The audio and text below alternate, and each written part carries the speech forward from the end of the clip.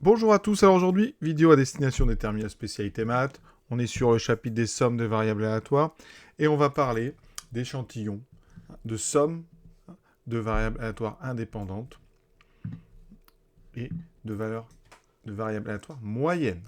D'accord? Et on va voir tout un tas de petites propriétés et ça nous permettra comme ça de pouvoir justifier un petit peu tout ce qu'on a vu et tout ce qu'on a dit sur la loi binomiale. Et pour bien comprendre tout ça, toujours un des exemples. On va jeter un dé. On jette un dé, ou on lance un dé à 6 faces, et on le lance n fois. Et à chaque fois, on note le numéro qui apparaît donc sur la face supérieure. En faisant ça, vous allez avoir une liste de n résultats, qui sont tous dans l'univers du dé, donc entre 1 et 6, et vous aurez donc ce qu'on appelle un échantillon de taille n. Alors ici, quelle est la loi dont il est question et quelle est cette fameuse, ici, liste, vous voyez, dans la définition, on a une liste de n variables, ici, aléatoires, indépendantes et identiques.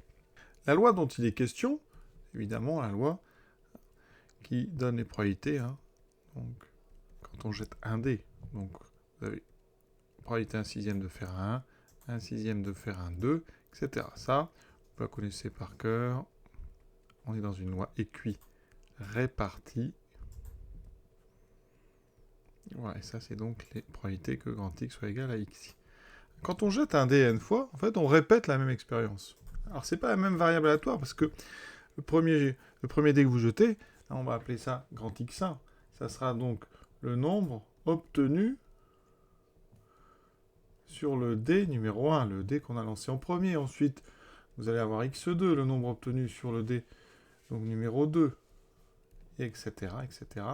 Pour chaque lancé, vous avez donc une nouvelle variable aléatoire, qu'on appelle donc x1, x2, x3, etc., jusqu'à xn. Par contre, toutes ces variables aléatoires, elles ont la même loi de probabilité. La probabilité de 1, c'est 1 sixième, la probabilité de 2, c'est 1 sixième, etc. Et quand on jette un dé comme ça, à 6 faces, il n'y a pas de mémoire, en fait, tout est indépendant. Donc on a bien ici une liste de n variables aléatoires, toutes indépendantes. On répète la même expérience de façon identique. Et donc on a ici ce qu'on appelle un échantillon de taille n. Et maintenant, avec cet échantillon de taille n, donc une liste de n variables indépendantes, on va créer une variable aléatoire qui s'appelle la somme, qui porte bien son nom, et une variable aléatoire qui s'appelle la moyenne, qui elle aussi porte bien son nom. La variable aléatoire qu'on appellera somme, on va la noter Sn, ça sera donc la variable somme, x1 plus x2, etc., jusqu'à xn. Donc on est bien dans le chapitre somme des variables aléatoires, on est bien en terminale. Et ensuite, on crée une autre variable aléatoire qu'on va appeler la moyenne. Ça sera en fait donc la somme divisée par n, c'est-à-dire 1 sur n multiplié par Sn. Pour notre lancer de D, eh bien, on fait la somme de toutes les faces, voilà. Et après, on fait la moyenne. Donc, on divise la somme par n et vous obtenez comme ça, donc, ce qu'on appelle la variable aléatoire Sn, donc la somme. Donc, x1 plus x2 plus x3 jusqu'à xn. Et ensuite, on prend la moyenne. Donc, ça sera x1 plus x2 jusqu'à xn, donc divisé par n, c'est-à-dire Sn divisé par n, qu'on peut écrire 1 sur n, Sn. Donc voilà. Et on pourrait, ici on a pris des dés, mais ça pourrait être, par exemple, on prend un stylo rouge dans un tas qui comprend des stylos rouges, des stylos bleus, et on prend comme ça plusieurs stylos d'affilée, on prend n stylos. Condition de procéder comme si c'était avec remise, c'est-à-dire de façon indépendante, on aurait ici la même chose. On pourrait définir une variable somme, une variable moyenne. Et si vous prenez n stylos, vous avez devant vous un échantillon de taille n. Alors les propriétés de cette moyenne et de cette somme. Les propriétés. Alors d'abord, on s'intéresse à la somme. Donc, Sn, c'est x1 plus x2, etc. jusqu'à xn, avec x1 et xn. Donc n de x1 jusqu'à xn, ce sont donc n variables aléatoires indépendantes. Donc x1, xn, n variables indépendantes. Alors, pour l'espérance, l'indépendance, pas essentielle parce que on a vu des propriétés en début de chapitre. On sait que l'espérance d'une somme, c'est la somme des espérances. On l'avait vu pour deux variables. Eh bien, procédons rapidement par récurrence. Donc on va montrer que l'espérance de la somme de i égale 1 à n, de xi, c'est égal à la somme des espérances. Donc au rang 1, effectivement, à gauche vous avez e de x1 et à droite vous avez bien e de x1. Donc c'est bon, pas de souci. Donc on suppose, maintenant on passe à l'hérédité. Donc on suppose, sur notre hypothèse de récurrence, que pour un certain n, donc e de l'espérance de la somme de 1 à n est égale à la somme de 1 à n des espérances, d'accord? Bon, alors, nous, on veut une somme, donc, de 1 à n plus 1. On a un terme de plus dans cette somme. Donc là, on va la couper en deux. Ça sera la somme de i égale à n des xi, plus le dernier, xn plus 1. On a ici l'espérance d'une somme de deux variables aléatoires. Donc ça fait espérance de somme de i égale 1 à n des xi, plus l'espérance de xn plus 1. Vous utilisez ici votre hypothèse de récurrence. Vous aurez donc la somme de i égale 1 à n des espérances, plus celle qui est pour xn plus 1. Conclusion, vous avez effectivement la somme de i égale 1 à n plus 1 des espérances. Voilà, donc une petite récurrence pas très compliquée. Ça veut dire que l'espérance d'une somme de n termes, eh bien, c'est la somme des espérances de ces n termes. Et donc on applique ça tout de suite. L'espérance de la somme, c'est donc l'espérance avec les symboles, voilà, et avec la propriété qu'on va voir, c'est la somme des espérances. Or, on sait que chaque variable indépendante ici, chacune de ces variables, en fait, elles